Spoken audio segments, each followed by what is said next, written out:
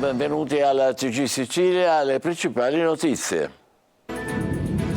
Lotta all'illegalità a Catania, smantellate le baracche abusive e i bazar improvvisati a San Berillo Vecchio, decine le persone identificate, autista della MT alla guida del suo autobus minacciato con la pistola.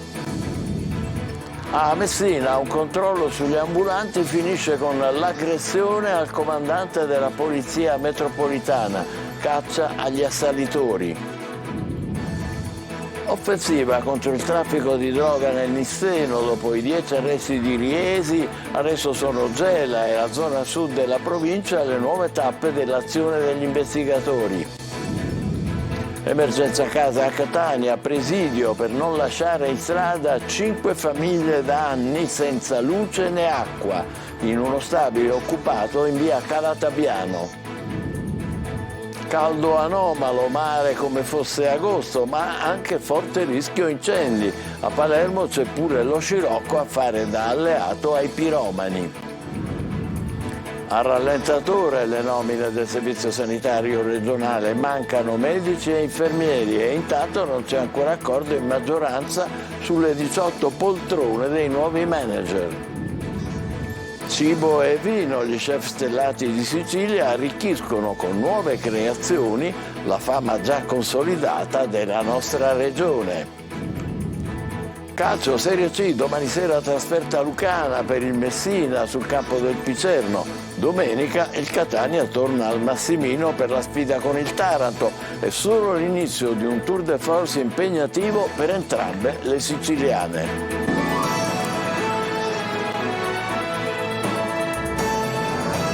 Bentrovati. A Catania operazione interforze contro l'illegalità e l'abusivismo a San Berillo Vecchio, smantellati bazar improvvisati, baracche abusive, decine le persone identificate. Sul posto anche il sindaco trentino. Tirano un sospiro di sollievo i residenti dello storico quartiere. Tonino De Mana.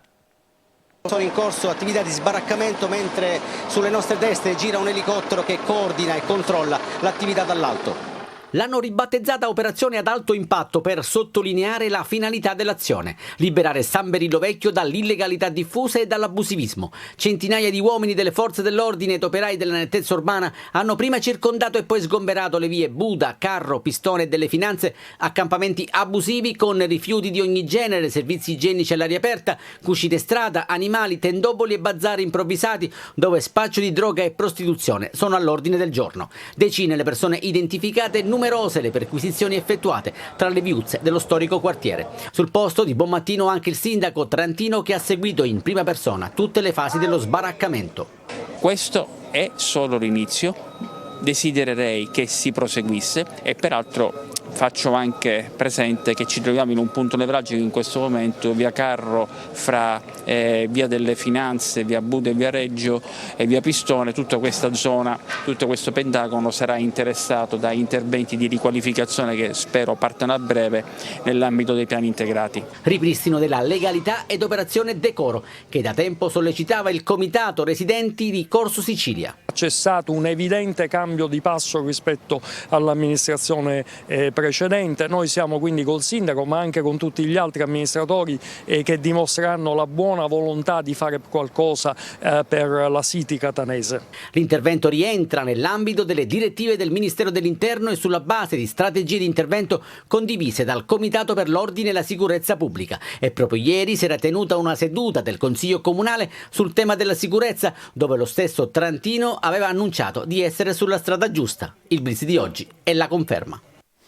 Sempre a Catania questa mattina c'è stato un grave episodio contro un autista dell'azienda metropolitana trasporti impegnato nel turno di servizio della linea 628. Secondo quanto ricostruito dai presenti, durante il percorso in via Bolano uno scooter viaggiava contromano rispetto al mezzo della MTS e l'autista con il clacson lo ha segnalato. Il guidatore, sentendosi rimproverato, ha inseguito il bus fino al parcheggio capolinea di Inesima.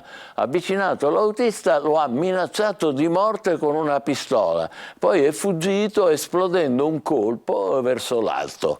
Nel piazzale è intervenuta la polizia, allertata dai colleghi del conducente, visibilmente scossi. A Messina questa mattina è stato aggredito il comandante della Polizia Metropolitana e vicecomandante della Polizia Municipale durante un controllo sugli ambulanti. Le forze dell'ordine cercano gli assalitori. Francesco Triolo. E caccia all'uomo a Messina, dove si cercano gli autori del pestaggio avvenuto questa mattina ai danni del commissario Giovanni Giardina, comandante della Polizia Metropolitana e vicario della Polizia Municipale, che stava effettuando un controllo nell'ambito dei servizi contro l'ambulantato selvaggio, uno dei tanti che fa ogni giorno con gli uomini della sezione Annona. Oggi però in via La Farina la situazione è degenerata con due commercianti ambulanti che hanno aggredito il commissario picchiandolo, probabilmente anche con l'utilizzo di un arnese, e facendolo cadere per terra. I due sono immediatamente fuggiti e gli agenti della sezione volanti della polizia, chiamati dalla polizia municipale, sono già sulle tracce dei responsabili. Il commissario Giardina invece è stato trasportato al pronto soccorso dell'ospedale Piemonte in codice giallo. Subito è scattata la solidarietà del sindaco Federico Basile, che ha sottolineato come nessuna giustificazione plausibile di fronte a toni minacciosi ed a reazioni prepotenti che sfociano in veri e propri atti di violenza. Non riesco a comprendere, lo dico non da sindaco, ma lo dico da cittadino, come sia possibile aggredire il comandante della polizia provinciale che sta facendo il suo lavoro per controllare che cosa è il rispetto delle leggi. Basile ha manifestato a nome suo e dell'amministrazione l'apprezzamento al comandante Giardina per il lavoro svolto, elogiandolo per la straordinaria dedizione, l'elevata capacità, per la massima disponibilità e l'encomiabile impegno speso sul territorio, dando esempio di professionalità, spirito di abnegazione, serietà e senso del dovere. Solidarietà anche dalla CISL Messina, che ha sottolineato come Giardina si sia sempre distinto per la sua battaglia per la legalità, insieme a tutti gli uomini della Polizia Municipale che ogni giorno lavorano in strada. Siamo certi che questo episodio non sarà un deterrente nella sua attività quotidiana volta al rispetto della legge e delle normative, ha detto il segretario generale Antonina Librandi. A Catania ha scoperto un panificio degli orrori a San Cristoforo. Veniva utilizzato anche come base operativa per lo spaccio di droga. Arrestati il titolare e un dipendente. Torino Temana. Dallo spaccio di droga ad un via vai di blatte sui banconi, sugli scaffali, nei frigoriferi, dove era conservato cibo in pessimo stato, ma che comunque veniva venduto ad ignari clienti. Un panificio degli orrori è stato scoperto dai carabinieri di Catania in via Plebiscito, nel quartiere di San Cristoforo. Dopo una serie di segnalazioni ed appostamenti, i militari della squadra Lupi hanno scoperto come in realtà quel panificio fosse di fatto la base operativa per lo smercio di droga. Due persone finite in manette, un 46enne ed un 34enne, accusati di detenzione di sostanze stupefacenti e spaccio. Il 46enne, titolare dell'attività, alla vista dei militari entrati per una perquisizione, ha manifestato subito segni di nervosismo, iniziando a spostarsi nevroticamente da un locale all'altro. Analogo atteggiamento lo ha avuto un dipendente che ha cercato di allontanarsi dopo essere passato da uno sgabuzzino. Bloccato, il giovane non ha avuto altra scelta se non quella di consegnare la busta, nella quale, nascosti in mezzo ai documenti, c'erano 3 involucri contenenti cocaina in pietra per un valore di 12.000 euro, un bilancino di precisione e materiale per il confezionamento delle dosi. Durante la perquisizione, i carabinieri del NAS hanno ispezionato alcuni frigoriferi non alimentati dalla corrente elettrica, trovando cibo avariato e in pessimo stato di conservazione, mentre le strutture metalliche erano invase da colonie di blatte. Il titolare del panificio, oltre all'arresto per droga, è stato sanzionato con ammende per oltre 12.000 euro. Su disposizione dell'ASP di Catania, l'attività è stata sospesa. Lasciamo Catania, l'inchiesta antidroga dei carabinieri con i 10 arresti a Riesi ha ramificazioni anche a Gela, che secondo gli investigatori si è trasformata negli anni in un crocevia importante per il traffico e lo smercio degli stupefacenti, soprattutto nella zona sud della provincia nissena. Gerry Italia. La recente operazione dei carabinieri di Caltanissetta, che ha decapitato un'organizzazione criminale che gestiva il traffico di stupefacenti a Riesi, ha messo in evidenza il fatto che gran parte dei quantitativi di droga arrivassero dalla piazza di Gela. Proprio per questo motivo nella serata di ieri sono scattate diverse perquisizioni a carico di pregiudicati locali. Il bilancio delle recenti operazioni condotte dalle forze dell'ordine di fatto evidenzia come la piazza gelese si sia negli anni trasformata in un crocevia importante per il traffico e lo smercio degli stupefacenti. Negli anni passati Gela era principalmente identificata come il punto di approdo del mercato della droga, che arrivava da Palermo e Catania, per lo più tramite corrieri che si muovevano tramite bus e automobili. I carichi venivano smerciati quasi esclusivamente in città, mentre adesso, con l'aumento della domanda e il crollo dei prezzi, soprattutto della coca, il mercato gelese si è allargato anche ai paesi limitrofi, soprattutto del sud della provincia, come dimostra proprio la recente operazione dei carabinieri su Riesi. Aumenta così la domanda e cresce l'offerta, così come crescono i guadagni di chi regge le fila del traffico. Dietro una vendita al minuto, allo spaccio al minuto di sostanza stupefacente, c'è dietro tutta una filiera molto pericolosa, perché va in crescita e arriva alle associazioni mafiose che tradizionalmente, soprattutto in questa regione, gestiscono il traffico delle sostanze stupefacenti. Agire su Gela sullo spaccio di sostanze stupefacenti significa anche creare un'azione di contrasto efficace contro le mafie. Adesso l'emergenza abitativa a Catania, ai nostri microfoni 5 famiglie che vivono senza acqua né luce da 8 anni nello stabile che hanno occupato. Oggi il presidio per chiedere una casa popolare. Giusy Nazzara. Vogliamo una casa a equo canone, una casa popolare, dove sappiamo che ogni mese paghiamo un affitto, dove ci possiamo allacciare l'utenza, avere la luce, l'acqua, scaldabagno, tutto quello che la vita moderna ci concede, e senza dover ogni mattina svegliarci con la preoccupazione affacciamoci, vediamoci la polizia che ci vuole sgombrare. Vivere da abusivi. 8 anni fa l'occupazione di questa palazzina di 2 piani in via Calatabbiano a Catania. 5 famiglie hanno cresciuto i loro figli, 3 sono disabili. Sono venuta qua quando avevo 11 anni, ne ho 19, sono passati 8 anni quelli che sono, e capisco, perché lo vivo in prima persona, che è sbagliato questo, perché non siamo animali, siamo esseri umani. All'inizio eravamo completamente spogli, cioè dormivamo direttamente con i materassi, senza coperte, senza niente nel pavimento. 20 persone, una piccola comunità che accoglie anche stranieri di passaggio in cerca di un posto dove dormire. E in questi alloggi manca l'acqua e la luce. Stiamo con il generatore e con l'acqua abbiamo i bidoni. E non si può vivere in questa maniera, perché sempre sei con quella preoccupazione che oggi e domani ci possono buttare fuori e i miei figli dormirebbero per strada. 10.000 le persone senza casa a Catania. Dal 2009 queste persone, una buona parte di queste persone hanno presentato la richiesta per la casa popolare. Esiste un piano abitativo a Catania? No.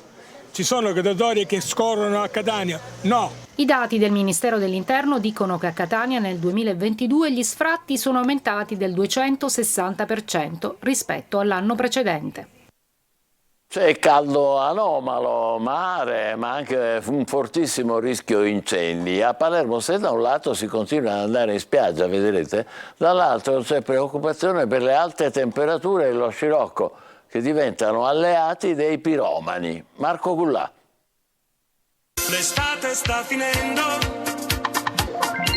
L'estate sta finendo? Ma che? Guardando queste immagini che arrivano da Mondello non sembra proprio. 19 ottobre, oltre 35 gradi. Segno di cambiamento climatico, l'estate che si allunga ed eclissa l'autunno. Così molti, tra turisti e cittadini, oggi ne hanno approfittato. Come se fosse una giornata di luglio a agosto, gente in spiaggia, gente che fa il bagno, lo vedete ovviamente anche dalle immagini, la spiaggia di Mondello oggi è affollatissima, oltre 35 gradi e molti ne approfittano appunto per una tintarella a oltranza. Siamo contenti che c'è questo bel tempo, possiamo vedere ancora dal mare, però insomma non è che fa bene all'agricoltura. Sembra il 15 luglio e ne approfittiamo per goderci queste ultime giornate di sole. Stupendo, bellissimo. Ma il caldo anomalo che sta investendo la Sicilia fa aumentare notevolmente il rischio incendi. Allerta rossa in tante province dell'isola, soprattutto a Palermo. Da oggi e per i prossimi giorni l'allerta è massima. Qui siamo invece in uno dei tornanti di Monte Pellegrino, teatro nelle settimane addietro di grossi incendi. Il forte vento di scirocco che sta soffiando sul capoluogo rischia di essere un alleato dei piromani. Proprio per questo la regione siciliana, dopo aver dichiarato lo stato di crisi e per l'allarme incendi, ha richiamato in servizio 1.600 operai antincendio del Corpo Forestale per fronteggiare al meglio le condizioni climatiche straordinarie previste nell'isola. La sanità siciliana si prepara a cambiare, ma per farlo avrà bisogno di altri medici, infermieri, nuove strutture, un piano articolato con i soldi del PNRR, che deve però essere applicato in tempi brevi, ma la Regione non riesce ancora neanche a nominare i 18 manager che dovranno guidare questo difficile progetto di cambiamento. Manlio Viola. La sanità siciliana è a un bivio, oppressa da 1000 fattori di stress e malfunzionamenti, ma obbligata a cambiare da qui a poco anche per effetto del piano nazionale di riforma legato ai fondi del PNRR. La Sicilia soffre più di altre regioni la carenza di medici e infermieri. Nel paese ne mancano 30.000, in Sicilia quasi 5.000. Tanto che i medici di famiglia che vanno in pensione non si possono sostituire e quelli ospedalieri e ambulatoriali non sono sufficienti a garantire il servizio. A fronte di queste difficoltà oggettive a reperire personale è già partito il piano per la sanità del futuro. Con i soldi dell'Europa deve cambiare il sistema di assistenza, non più incentrato sugli ospedali, ma su territorialità e stadi intermedi. Di fatto negli ospedali resteranno soltanto i reparti di alta specializzazione e quelli traumatologici. Insomma, gli ospedali stessi si occuperanno di operazioni chirurgiche programmate e delle vittime di incidenti, infarti, ictus ed eventi improvvisi e imprevisti.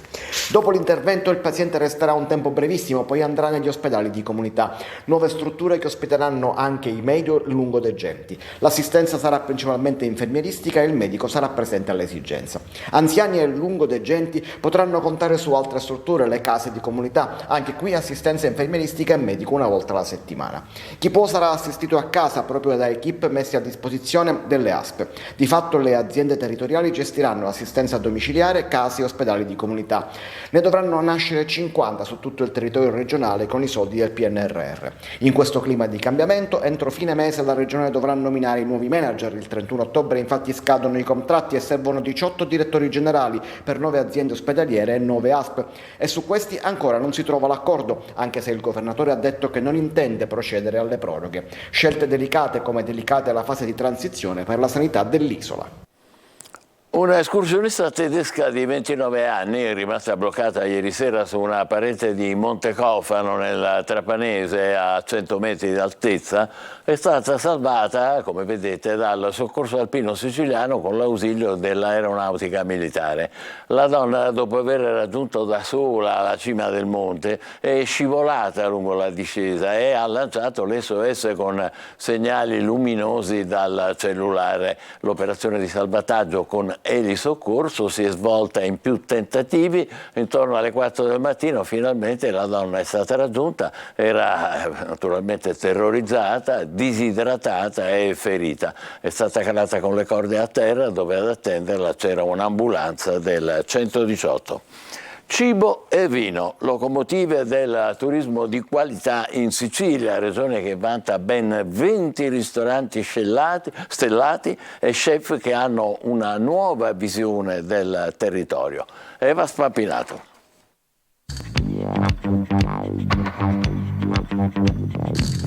Giovani ambiziosi con anni di gavetta alle spalle e adesso pronti a diventare uno dei motori del turismo di qualità in Sicilia. Castagni e tartufo bianco, si dice che in Sicilia è sempre estate, ma anche in Sicilia arriva l'autunno. Parliamo di un cappuccino rivisitato, in Sicilia si usa tanto il couscous, ecco l'abbiamo messo con un'acqua di caffè e il tartufo bianco, che viene grattugiata al momento. Sono gli chef stellati siciliani, protagonisti di un movimento che si può definire nuova cucina siciliana, che piace ai gourmet di tutto il mondo e anche alla critica gastronomica. Nino Ferreri, 34 anni, palermitano, dopo anni fuori dall'isola, ritorna e rielabora ingredienti semplici con tecnica e gusto. Apprendiamo altre culture, altre tecniche, altri modi di pensare, però ovviamente prima o poi, come me, penso che ognuno di noi dovrebbe ritornare per dare di più a questa terra che merita tanto. Giuseppe Amato, classe 1981, nato a Taormina ma adottato dalla capitale nel 2021, ha vinto a Parigi il titolo di miglior pasticcere da ristorazione del mondo. Cosa dobbiamo fare noi? Innanzitutto conoscere la materia prima, saperla lavorare, e questo fortunatamente a noi non manca, contestualmente il cliente si innamora anche del buon saper fare. La nostra regione conta 20 ristoranti a cui la guida Michelin ha assegnato 1 o 2 stelle. Si muove più il territorio, nel senso che per quanto mi riguarda nel mio piccolo, a Bagheria, siamo in provincia di Palermo, ha portato nuova linfa, nuovi visitatori, nuove tipologie di turisti che scelgono più il nostro comune per una meta gastronomica. Cibo e vino diventano locomotive del turismo di qualità in un viaggio esperienziale tra cultura, territorio e benessere. Avete interrogativi, domande, proposte, anche proteste da far arrivare all'amministrazione di Catania? Da domani e ogni venerdì Sicilia 24 Focus su Telecolor ospiterà in diretta il sindaco di Catania Trantino, che ringraziamo per la sua disponibilità. Inviate le vostre domande alla nostra mail sicilia24focus@it, come vedete Trantino vi risponderà. Primo incontro a Sicilia 24 Focus su Telecolor domani alle 14:30. La rubrica si chiama Appuntamento con il sindaco. Adesso facciamo una breve pausa, tra poco il calcio con la vigilia di campionato del Messina e le ultime di Catania-Taranto. State con noi.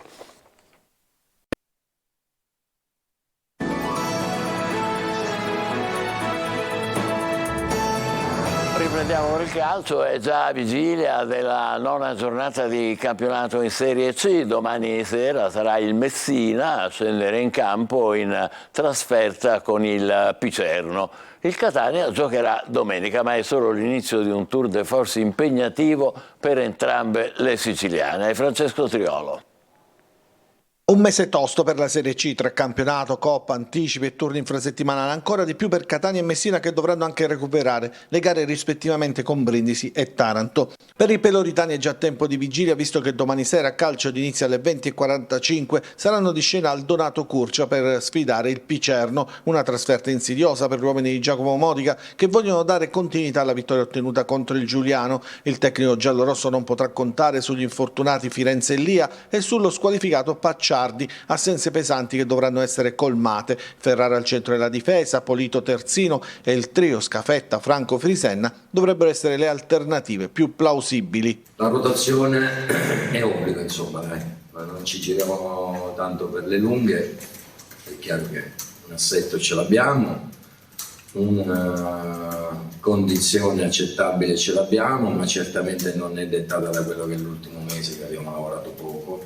In arrivo una fitta serie di impegni ravvicinati anche per il Catania, che domenica aprirà il Tour de Force contro il Taranto al Massimino. Mercoledì il primo match infrasettimanale a Teramo con il Monterosi, quindi 3 giorni più tardi, domenica 29 alle 16:15, si torna al Massimino per ospitare l'Avellino. Quindi si attende l'ufficialità del recupero contro il Brindisi, che dovrebbe essere il 1° novembre. In totale dovrebbero essere 7 le partite in 22 giorni da disputare per la squadra di Tabbiani, nel momento forse più delicato e con un allenatore che è atteso alla risposta del campo dopo l'analisi interna sul rendimento della squadra in questo avvio di torneo. Non a caso sono già circolati diversi nomi di possibili sostituti e la partita col Taranto, da tempo una sfida che va oltre il campo da gioco, è una di quelle che oggi non si possono sbagliare.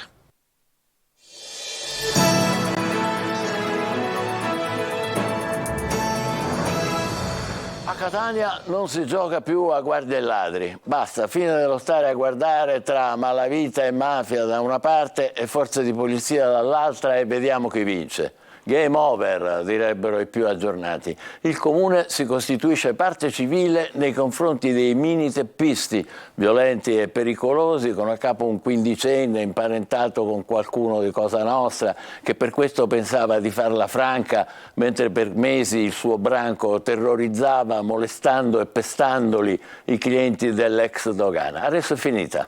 La baby gang è al suo posto, cioè in carcere. E il comune al processo vorrà i danni come parte lesa. Si cambia musica, magari non è la prima volta, meglio ancora. Di certo c'è che non sarà l'ultima. E mentre ancora ci complimentiamo per l'operazione di restauro della legalità di stamane a San Berillo Vecchio, l'abbiamo appena mostrato, ci fa altrettanto piacere sapere che il Consiglio Comunale ha finalmente tenuto una seduta proprio sul tema della sicurezza a Catania. dove si è deciso, e ci voleva, un più rigoroso controllo del territorio urbano, con più pattuglie dei vigili in giro, più telecamere, iniziative per l'educazione dei giovani. Deve finire una volta per tutte l'andazzo che c'è in città, fatto di disprezzo delle regole, assenza di controlli, certezza dell'impunità, un tris insopportabile. Noi dal nostro TG continueremo a pungolare chi deve darsi da fare, ma anche ad applaudire se il Comune impegna davvero le sue energie, anzitutto per la legalità. Postscriptum, solidarietà al conducente dell'autobus di Catania minacciato con la pistola. Ci fermiamo qui, TG Sicilia torna alle 20, grazie e buon pomeriggio.